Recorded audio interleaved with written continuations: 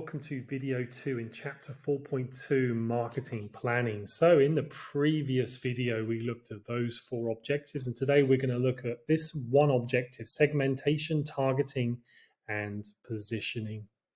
So just quickly a reminder on what we did in the previous video, because this is going to help us with today's video, is mass marketing is when you target the whole market. And then niche marketing is when you target one part of the market. So this video is going to be very much focused on how can businesses decide which segment to target and how can they do this in the best way possible. So quickly, let's define market segment. So a market segment is a part of the market where consumers share similar characteristics.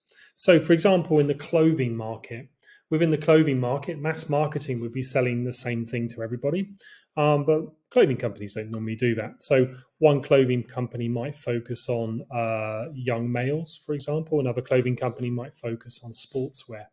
And by doing this, we can see within the sportswear market, then all consumers are going to share certain characteristics, such as they're going to enjoy doing sports, or maybe they want to wear brands which promote sports on them.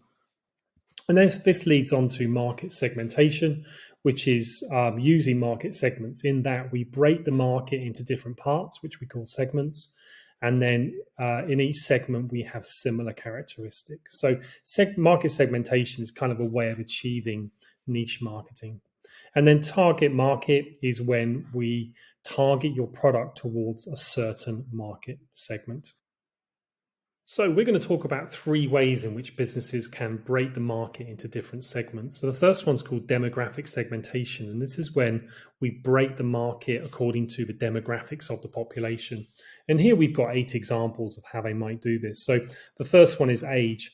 We've got a couple of examples here. So one way the business can classify people is according to these way that they classify generations. I'm sure you've heard of these: Generation X, Gen Y, Gen Z, and then boomers who were born 1950 to 1964. So unfortunately, I fall just into Generation X, which is 1979.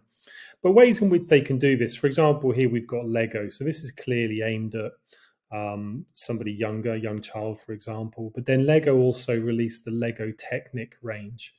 And these are aimed at older children, possibly even adults. And I actually have this Bugatti Lego Technic, and it's also so therefore it's aimed at adults who also enjoy that sort of thing. But we can also segment according to gender, race, religion, marital status, education, income, and language. So any way that's related to demographics is a way of demographic segmentation. Secondly, we can do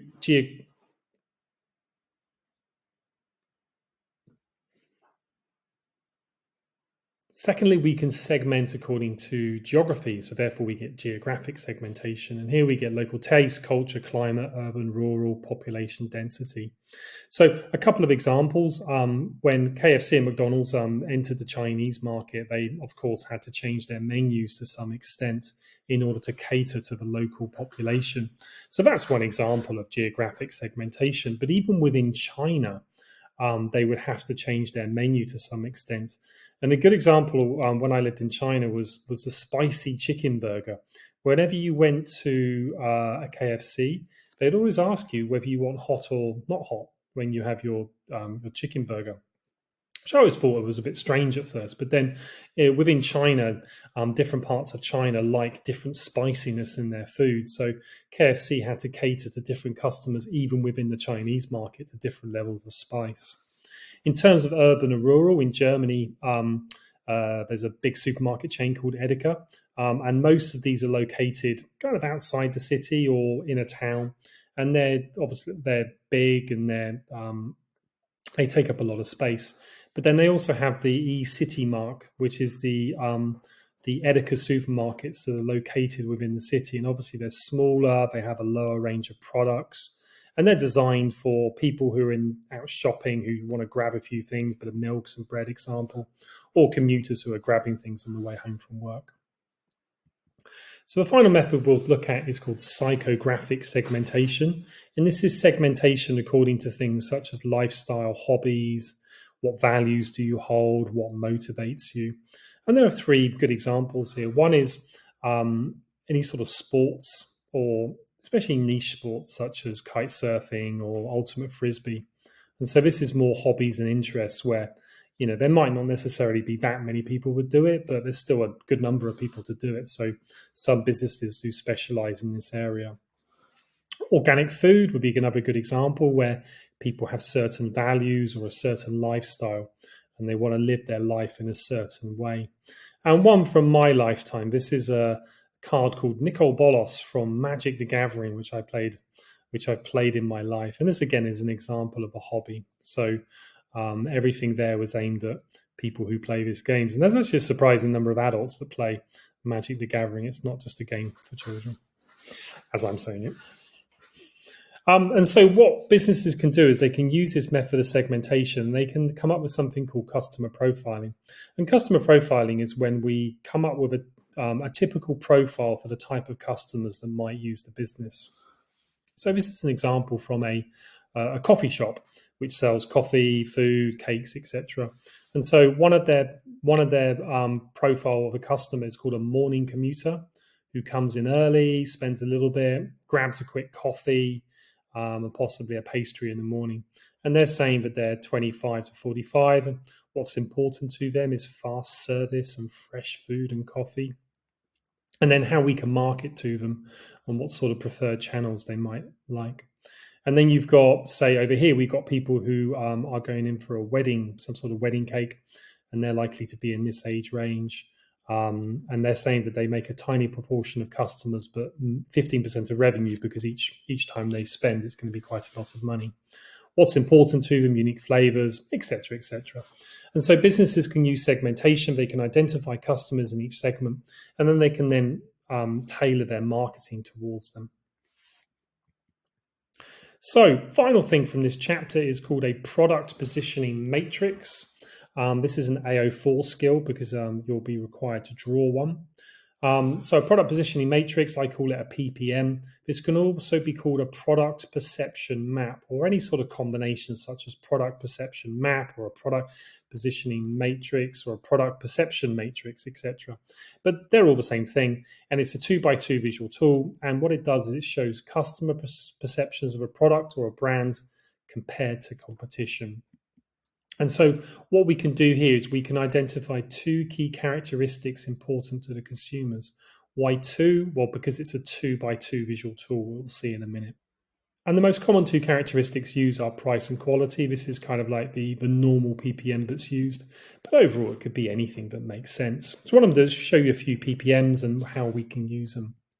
So the first example is just a normal PPM. So it's going to look like this, where you have high price and low price on one axis, and then high quality and low quality on the other axis.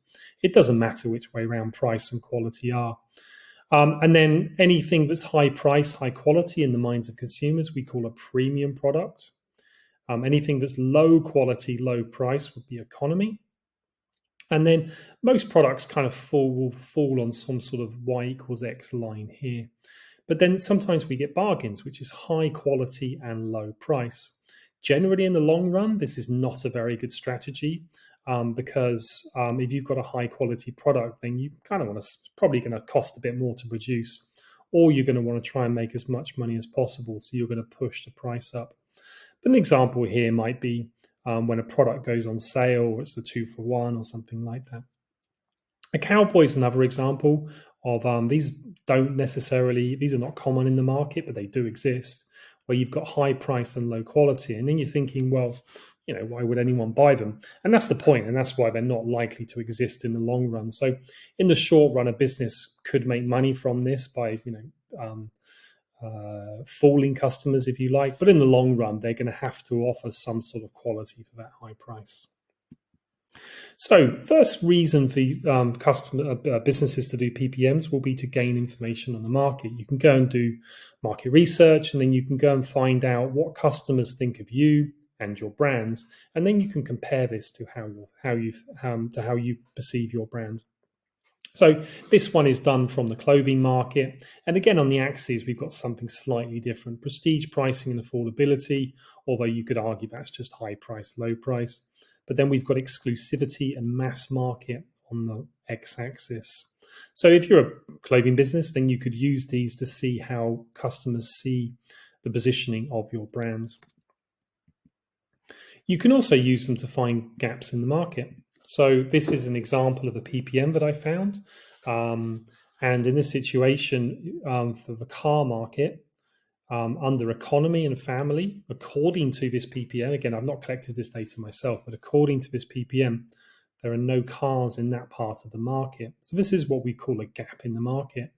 And so this is where we have less competition were we to enter this market segment.